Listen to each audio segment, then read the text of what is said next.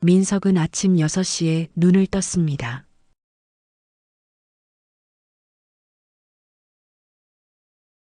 전날 밤늦게까지 처리해야 할 서류를 검토하느라 잠을 제대로 자지 못한 탓에 눈가가 퀭했죠. 옆자리를 살펴보니 아내 지우는 이미 자리를 비운 상태였습니다. 그는 한숨을 내쉬며 몸을 일으켰어요. 요즘 아내와 대화할 시간이 부족했던 것이 마음에 걸렸습니다. 하지만 새로 인수한 회사의 경영 정상화가 시급했기에 어쩔 수 없었던 상황이었죠. 주방으로 내려가니 지훈이 아들 수민이에게 아침을 먹이고 있었습니다. 민석은 5살 아들의 머리카락을 부드럽게 쓰다듬었어요. 수민아, 아빠 왔다. 오늘은 유치원에서 뭐 배운대? 물방울 그리는 거요, 아빠. 민석은 웃으며 아들의 볼에 키스했습니다. 지우는 남편에게 커피 한 잔을 건네며 미소를 지었지만 어딘가 어색함이 느껴졌어요. 평소보다 말수도 적었고 눈을 마주치지 않았습니다. 지훈아, 오늘 저녁에는 일찍 들어올게. 오랜만에 같이 저녁 먹자. 아, 오늘은 친구들과 약속이 있어서. 또 나가는구나. 요즘 자주 나가네. 민석의 말투에 불만이 묻어났습니다. 지훈은 잠시 표정이 굳었다가 곧 웃음을 지었어요. 요즘 너무 집에만 있어서 답답했어. 그리고 당신도 늦게 들어오잖아. 민석은 더 이상 말을 잇지 않았습니다. 출근 준비를 마치고 현관문을 나서는 순간 지훈의 휴대폰이 울렸어요. 지훈은 화면을 보더니 서둘러 전화를 받지 않고 무음으로 돌렸습니다. 그 순간 민석의 가슴 한구석이 불편해졌지만 의심하고 싶지 않아 애써 무시했어요. 회사에 도착한 민석은 오전 내내 회의에 참석했습니다. 점심시간이 되어서야 잠시 숨을 돌릴 수 있었죠. 그때 절친한 친구 태준에게서 전화가 왔어요. 이번 주말에 골프 어때? 오랜만에 라운딩 돌자. 좋지, 요즘 운동도 제대로 못했는데. 민석은 태준과의 약속이 기다려졌습니다. 대학 시절부터 이어온 우정이었기에 태준은 가족처럼 소중한 존재였어요. 그는 늘 민석의 고민을 들어주고 조언해주는 든든한 버팀목이었습니다. 함께 사업을 시작했을 때도 태주는 민석을 전적으로 믿고 지원해 주었죠. 그런 친구가 있다는 것은 민석에게 큰 행운이었습니다. 하지만 그날 저녁 집에 돌아왔을 때 민석은 이상한 점을 발견했어요. 지훈의 옷장을 지나가다 낯선 남성 향수 냄새가 느껴진 겁니다. 그는 잠시 발걸음을 멈추고 그 냄새를 확인했습니다. 분명 남자 향수 냄새였죠. 민석의 머릿속에 의심의 그림자가 스멀스멀 피어오르기 시작했어요.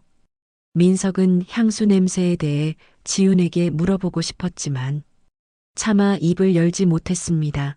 의심이 현실이 되는 순간이 두려웠던 거죠. 그는 자신의 의심이 단순한 오해이기를 바랐어요. 하지만 지훈의 행동은 점점 더 의심스러워졌습니다. 늦은 밤 핸드폰을 보며 미소 짓다가 민석이 다가오면 서둘러 화면을 끄는 모습, 외출 전 평소보다 더 신경 써서 차림새를 갖추는 행동, 그리고 점점 줄어드는 부부간의 대화까지. 주말이 되었고 민석은 태준과 약속대로 골프장에서 만났어요.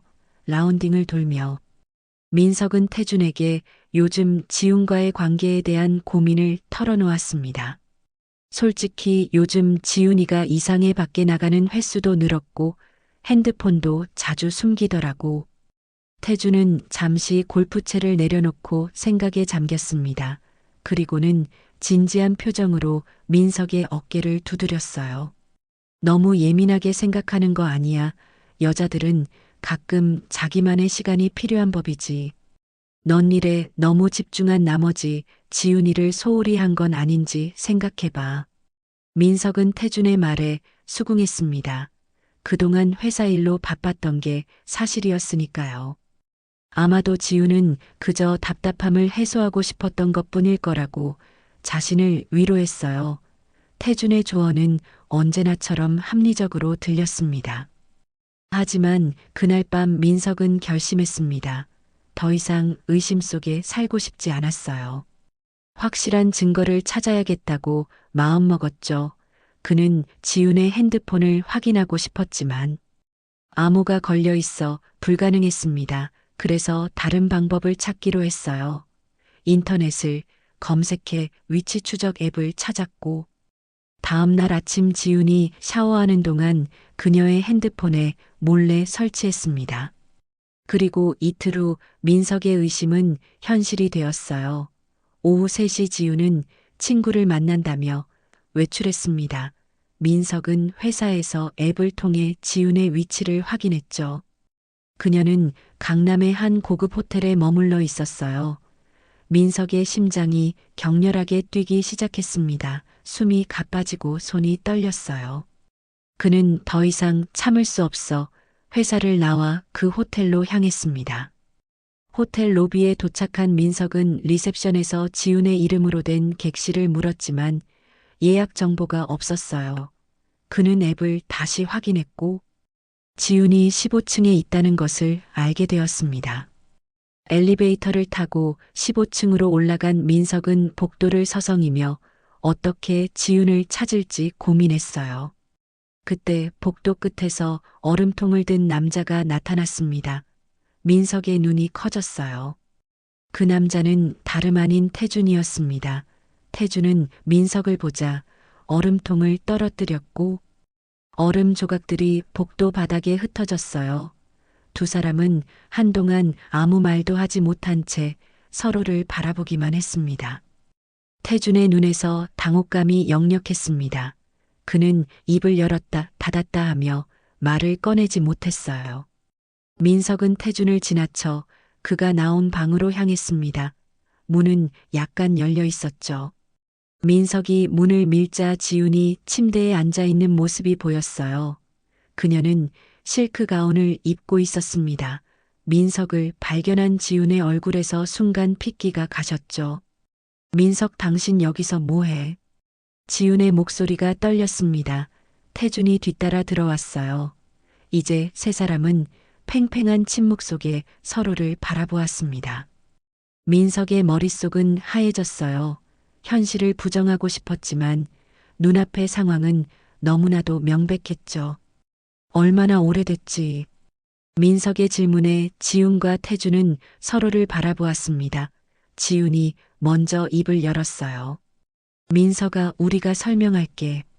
설명이 필요 없어. 질문에 대답해. 얼마나 오래됐냐고. 1년 정도. 태준의 대답에 민석은 숨이 막혔습니다. 1년이라니 믿을 수 없었어요. 자신이 가장 신뢰했던 아내와 친구가 이렇게 오랫동안 자신을 배신해왔다니 가슴이 찢어지는 듯한 고통이 밀려왔습니다. 민석아, 미안해. 정말 미안해. 처음엔 그저 위로받고 싶었을 뿐이었어. 당신은 항상 일에 빠져 있었고 나는 너무 외로웠어. 지훈의 변명이 이어졌지만 민석의 귀에는 들리지 않았어요. 그의 시선은 오직 태준에게 고정되어 있었습니다. 대학 시절부터 함께해온 친구, 자신의 결혼식에서 축사를 했던 친구, 사업을 시작할 때 전폭적으로 지원해준 친구, 그런 친구가 자신의 아내와 불륜을 저질렀다는 사실이 민석의 정신을 무너뜨렸어요. 민석, 진정해. 우리 셋이 앉아서 얘기하자. 내가 설명할게. 태준이 다가오려 했지만 민석은 한 걸음 물러섰습니다. 갑자기 모든 것이 이해되기 시작했어요. 지훈의 변화. 태준이 자신의 고민을 들을 때 보였던 반응. 그리고 최근 두 사람이 따로 만나는 횟수가 늘어난 것까지 모든 퍼즐 조각이 맞춰졌습니다. 그래, 외로웠겠지. 일에 빠져있던 남편 대신 옆에서 위로해줄 누군가가 필요했을 테니. 근데 하필 내 친구였어야 했냐? 민석의 목소리에는 분노보다 깊은 상처가 묻어났습니다. 그는 태준을 노려보았어요. 넌 내 친구였어. 형제 같았어. 난 내가 나를 등 뒤에서 칼로 찌를 거라고는 상상도 못했어. 태주는 방 안을 서성이며 손으로 머리를 쓸어넘겼습니다. 그의 얼굴에 죄책감이 스쳤지만 곧 이어 말한 내용은 민석을 더욱 분노하게 만들었어요. 우린 서로 사랑하게 됐어. 처음엔 그저 위로였지만 시간이 지나면서 감정이 생겼어. 이건 우리도 어쩔 수 없었어. 민석은 더 이상 듣고 싶지 않았습니다. 그는 천천히 방을 나왔고 복도를 지나 엘리베이터를 탔어요. 지훈이 뒤쫓아 나왔지만 이미 문이 닫히고 있었습니다. 그녀의 절망적인 표정이 엘리베이터 문 사이로 사라졌어요. 민석은 로비에 도착해서야 자신이 울고 있다는 것을 알아차렸습니다. 민석은 며칠 동안 호텔에 묵으며 생각을 정리했습니다. 그는 지훈의 수십 통 전화와 문자를 무시했어요. 태준 역시 연락을 시도했지만 민석은 응답하지 않았죠. 그저 깊은 배신감에 빠져 세상과 단절된 시간을 보냈습니다. 술로 밤을 지새우며 자신의 어리석음을 자책했어요. 어떻게 그토록 가까운 두 사람의 변화를 알아채지 못했는지 의문이었습니다. 나흘째 되는 날 민석은 정신을 차렸어요. 더 이상 자신을 무너뜨릴 수 없다고 생각했죠. 그는 샤워를 하고 새 옷으로 갈아입은 뒤 노트북을 켰습니다. 이제 정확히 무엇을 할지 알았어요. 복수가 필요했습니다. 그것도 철저하고 완벽한 복수였죠. 민석은 오랫동안 태준과 함께 운영해온 회사의 자료들을 살펴보기 시작했어요. 그들은 몇 년 전 함께 벤처기업을 설립했고 꽤 성공적으로 성장시켰습니다. 하지만 그 과정에서 태준이 주도한 몇몇 사업 거래가 불법적인 요소를 포함하고 있었죠. 당시 민석은 친구를 믿었기에 깊이 관여하지 않았지만 모든 증거는 갖고 있었습니다. 태준, 내가 나를 배신했지만 난 아직도 내 약점을 쥐고 있어. 민석은 모든 증거를 체계적으로 정리했어요. 이메일 거래 내역 계약서, 녹음 파일까지 태준을 완전히 몰락시킬 수 있는 자료들이었습니다. 이제 남은 것은 지훈과의 문제였죠. 민석은 이혼 전문 변호사를 찾아갔어요. 변호사는 민석의 이야기를 듣고 고개를 끄덕였습니다.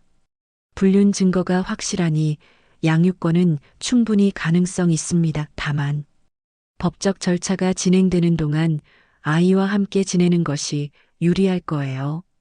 민석은 집으로 돌아가기로 했습니다. 아들 수민이가 그리웠어요. 그리고 자신이 없는 동안 지훈과 태준이 어떻게 행동했는지도 확인하고 싶었죠. 집에 도착하자 지훈은 놀란 표정으로 민석을 맞았습니다. 돌아왔구나. 정말 미안해. 우리 얘기 좀 할까? 민석은 차갑게 대답했어요. 할 얘기 없어. 법적으로 처리할 거야. 수민이는 자고 있어. 당신이 없는 동안 많이 울었어. 민석은 아들 방으로 향했습니다. 수민이는 평화롭게 잠들어 있었어요. 그 순수한 모습을 보며 민석의 마음이 아팠습니다. 아들에게 온전한 가정을 줄 수 없게 되었다는 사실이 그를 괴롭혔죠. 하지만 이제 아들을 위해서라도 강해져야 했어요. 다음 날 아침 민석은 일찍 일어나 수민이와 함께 아침을 먹었습니다. 지우는 어색한 침묵 속에서 두 사람을 지켜보았어요. 민석은 수민이를 유치원에 데려다주고 회사로 향했습니다. 그의 복수 계획은 이미 시작되었죠. 민석은 회사에 도착하자마자 철저한 계획을 실행에 옮겼습니다. 그는 태준과 공동으로 운영하던 벤처기업의 모든 자료를 검토했어요. 태준이 주도했던 불법 거래 내역이 담긴 서류들을 하나씩 정리하며 결정적인 증거를 확보했습니다. 세금 포탈과 입찰 비리, 그리고 횡령에 이르기까지 충격적인 사실들이 드러났어요. 민석은 모든 증거를 복사해 안전한 곳에 보관했습니다. 점심시간이 되자 민석의 휴대폰이 울렸어요. 태준이었습니다. 민석은 잠시 망설이다 전화를 받았죠. 민서가 드디어 전화 받았구나. 우리 만나서 대화 좀 하자. 태준의 목소리는 진심 어린 것처럼 들렸지만 민석은 더 이상 속지 않기로 다짐했습니다. 그는 냉정하게 대답했어요. 좋아, 내일 점심에 회사 근처 카페에서 보자. 통화를 마친 민석은 곧바로 금융감독원에 제보할 내용을 정리했습니다. 모든 증거를 체계적으로 정리했고 태준의 불법 행위를 낱낱이 고발했어요. 그는 또한 몇몇 언론사 기자들과도 접촉했습니다. 자신이 직접 나서지 않고 태준을 몰락시킬 방법을 찾은 거죠. 그날 저녁 민석은 평소보다 일찍 집에 돌아왔어요. 지우는 부엌에서 저녁을 준비하고 있었습니다. 그녀는 민석을 보자 불안한 미소를 지었죠. 오늘 일찍 왔네. 밥 먹을래? 민석은 대답 대신 서류 봉투를 테이블 위에 올려놓았습니다. 지훈이 의아한 표정으로 봉투를 열자 이혼 소송장이 나왔어요. 그녀의 얼굴이 창백해졌습니다. 이게 뭐야? 이렇게 끝내려고. 그래, 우리 사이는 이제 끝이야. 민석의 목소리에는 더 이상 감정이 실려 있지 않았습니다. 그는 단호했어요. 지우는 눈물을 글썽이며 민석에게 다가왔습니다. 제발 한 번만 더 기회를 줘. 우리 다시 시작할 수 있어. 내가 정말 큰 실수를 했지만. 민석은 한 걸음 물러섰어요. 그의 눈에는 냉기가 서려 있었습니다. 지훈아, 넌 단순히 바람을 피운 게 아니야. 내 가장 친한 친구와 1년 동안 불륜을 저질렀어. 그것도 내가 가장 힘들 때 넌 내 옆에 있어주는 대신 등 뒤에서 칼을 꽂았지. 지우는 흐느끼며 무릎을 꿇었습니다. 하지만 민석의 마음은 이미 단단히 닫혀 있었어요. 그는 수민이의 방으로 향했습니다. 아들이 장난감을 가지고 놀고 있었죠. 아빠, 이리 와요. 내가 만든 레고 봐요. 민석은 아들 곁에 앉아 레고 블록으로 만든 작품을 감상했어요. 단순한 모양이었지만 민석에게는 세상에서 가장 소중한 작품이었습니다. 다음 날 아침 민석은 태준과의 약속 장소로 향했어요. 카페에 도착하자 태준이 이미 와서 기다리고 있었습니다. 그는 민석을 보자 자리에서 일어났죠. 온다고 생각 안 했어, 앉아. 민석은 태준 앞에 앉았습니다. 그의 표정은 담담했지만 내면에는 분노가 끓어올랐어요. 태준은 커피를 주문하며 어색한 침묵을 깨려 했습니다. 민서가 먼저 사과할게. 정말 미안해. 내가 잘못했어. 그냥 그렇게 되어버렸어. 태준의 사과는 형식적으로 들렸습니다. 민석은 잠시 태준의 눈을 바라봤어요. 한때는 그토록 신뢰했던 친구의 눈에서 이제 어떤 진정성도 느껴지지 않았죠. 사과는 됐고 할 말이 뭐야? 민석의 차가운 반응에 태준이 한숨을 내쉬었습니다.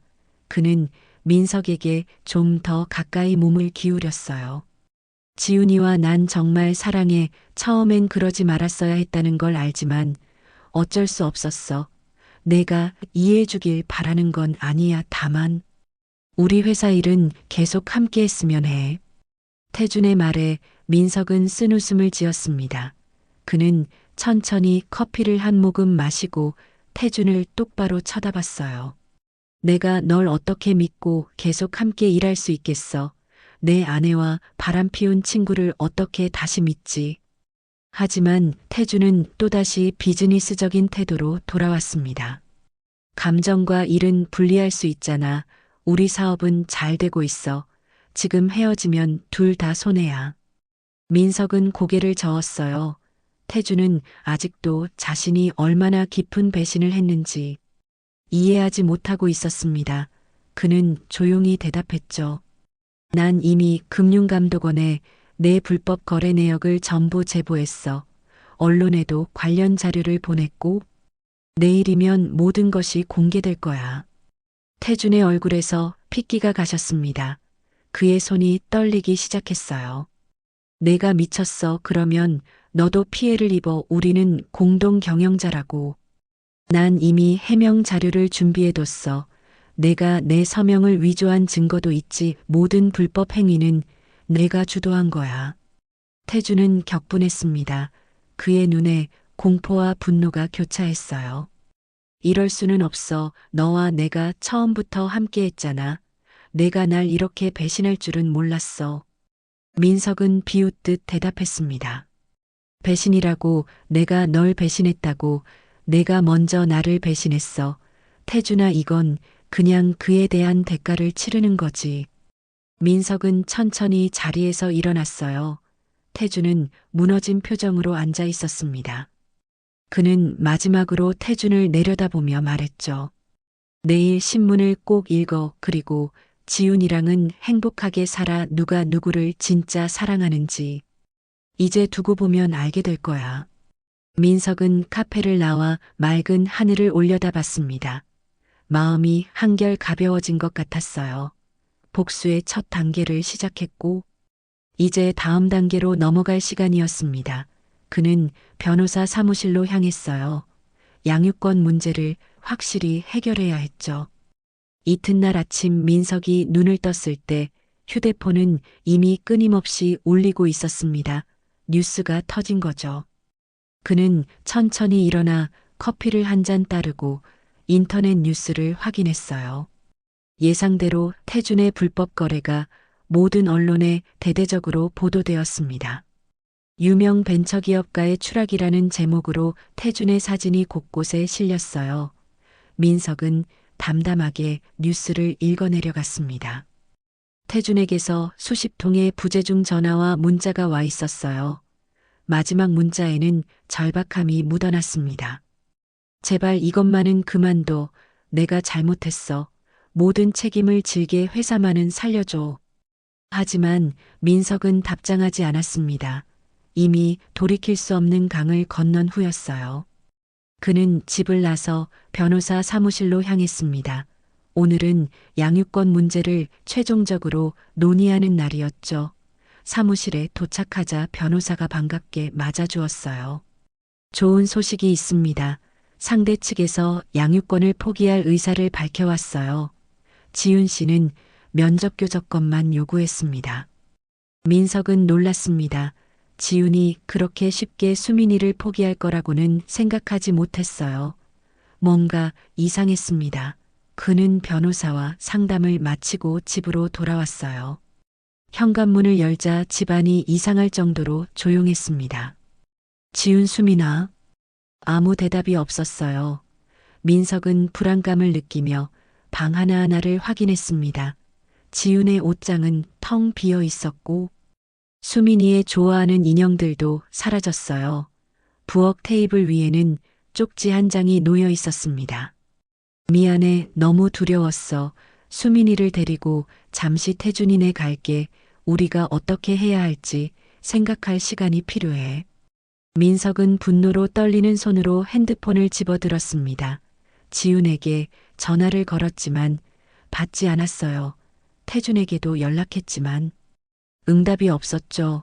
그는 경찰에 신고할까도 생각했지만 법적으로는 아직 이혼이 성립되지 않은 상태에서 친모가 아이를 데려간 것이라 별다른 조치를 취할 수 없었습니다.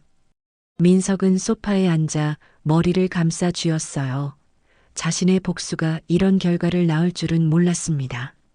수민이를 잃을지도 모른다는 두려움이 그를 덮쳤죠. 하지만 곧 그는 냉정을 되찾았어요.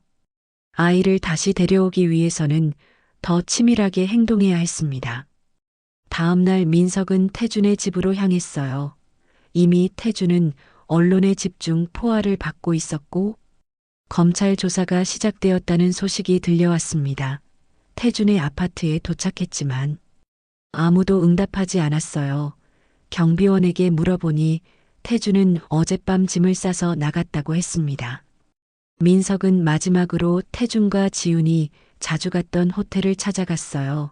리셉션에 두 사람의 사진을 보여주며 물었지만 아무도 보지 못했다는 대답뿐이었습니다. 그는 절망감에 휩싸였지만 포기할 수 없었어요. 수민이는 그의 전부였으니까요. 일주일이 지나도록 민석은 지훈과 태준 그리고 무엇보다 수민이의 행방을 찾지 못했습니다. 그는 모든 수단을 동원했어요. 사설 탐정을 고용하고 지인들에게 연락하며 소셜미디어까지 뒤졌지만 아무런 흔적도 찾을 수 없었습니다. 그의 분노와 복수심은 이제 깊은 상실감으로 바뀌었어요. 민석은 자신의 계획이 너무 성급했다는 것을 깨달았습니다. 태준을 몰락시키는데 집중한 나머지 정작 가장 소중한 아들을 지키지 못한 거죠. 어느 날 밤 민석의 휴대폰이 울렸습니다. 발신자 표시가 없었지만 그는 직감적으로 누구인지 알았어요. 전화를 받자 지훈의 목소리가 들렸습니다. 민석아, 우리 만나자. 수민이도 보여줄게. 민석은 자신의 감정을 억누르며 차분하게 대답했어요. 어디서? 서울 근교의 한 카페 주소가 문자로 왔습니다. 민석은 다음 날 아침 일찍 그곳으로 향했어요. 카페에 도착하자 지훈이 수민이와 함께 앉아 있었습니다. 민석은 아들을 보자마자 눈물이 났죠. 수민이는 아빠를 알아보고 달려와 안겼습니다. 아빠 보고 싶었어요. 민석은 아들을 꼭 안아주었어요. 그리고 지훈과 마주 앉았습니다. 지훈의 얼굴은 지쳐 보였어요. 눈 밑에 그늘이 짙게 드리워져 있었습니다. 태준은 어디 있어? 민석의 질문에 지훈은 고개를 저었어요. 떠났어. 모든 게 무너진 후 태준은 나를 탓하기 시작했어. 자기 인생을 망쳤다고 그러더니 어느 날 갑자기 짐을 싸더라고. 해외로 도망간 것 같아. 민석은 쓴웃음을 지었습니다. 예상했던 일이었어요. 태준은 결국 자신의 책임을 지지 않고 도망친 겁니다. 어쩌면 태준은 진심으로 지훈을 사랑한 적이 없었을지도 모릅니다. 민석의 예상대로 태준은 위기가 오자 모든 것을 버리고 도망쳤어요. 지훈은 떨리는 손으로 커피잔을 들었습니다. 그리고 조용히 말했어요. 돌아가고 싶어. 수민이는 계속 아빠를 찾았어. 내가 너무 큰 실수를 했다는 걸 이제야 깨달았어. 민석은 잠시 침묵했습니다. 그는 지훈의 눈을 바라보았어요. 한때 그토록 사랑했던 여자였지만 이제 그 마음은 완전히 사라졌습니다. 다만 아들을 위해 어떤 결정을 내려야 할지 고민했죠. 수민이를 위해 우리가 함께 살 수는 없어 하지만 좋은 부모로서 각자의 역할은 할 수 있을 거야. 너는 수민이 엄마니까. 지훈의 눈에서 눈물이 흘러내렸습니다. 그녀는 고개를 끄덕였어요. 민석은 수민이를 안고 밖으로 나갔습니다. 아들을 차에 태우고 집으로 향했어요. 오랜만에 민석의 마음이 평온해졌습니다. 1년 후 민석은 새로운 회사를 설립했고 성공적으로 운영하고 있었어요. 태준은 국제 수배 명단에 올랐지만 아직 검거되지 않았습니다. 지훈은 이혼 후 작은 아파트로 이사했고 주말마다 수민이를 만나고 있었어요. 민석은 새로운 삶을 시작했지만 한 가지 교훈을 절대 잊지 않았습니다. 누구도 쉽게 신뢰하지 않는 것. 그리고 가장 가까운 사람이 가장 위험할 수 있다는 진실을 말이죠. 어느 저녁 민석은 아들과 함께 저녁을 먹고 있었습니다. 수민이는 6살이 되어 더욱 똑똑해졌어요. 그는 아들의 웃는 모습을 보며 미소 지었습니다. 민석은 이제 다시는 속지 않겠다고 다짐했습니다.